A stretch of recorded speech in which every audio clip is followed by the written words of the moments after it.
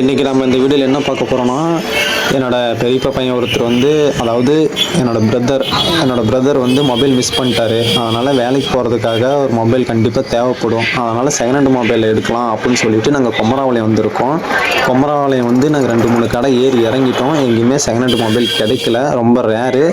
அதனால் நாங்கள் புது மொபைல் வாங்கலாம் அப்படின்னு சொல்லிட்டு, அதுவும் இஎம்ஐயில் தான் வாங்கணும் அப்படின்னு சொல்லிட்டு நாங்கள் பேசிகிட்டு இருக்கோம். தான் அண்ணன் பேசிகிட்டு இருக்கிறாரு, என்ன சொல்கிறாங்கன்னு தெரியல.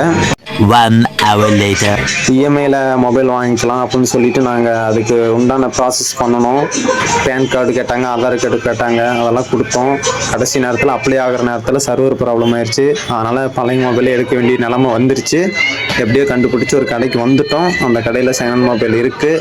எப்படியோ செகண்ட் ஹேண்டில் ஒரு மொபைல் வாங்கியாச்சு. அந்த மொபைல் வந்து 5000 ரூபா. கடைக்கார சார்ஜர் ஃப்ரீயாகவே கொடுத்துட்டாரு. நெக்ஸ்ட் வீடியோவில் பார்க்கலாம். சப்ஸ்கிரைப் பண்ணுங்கள்.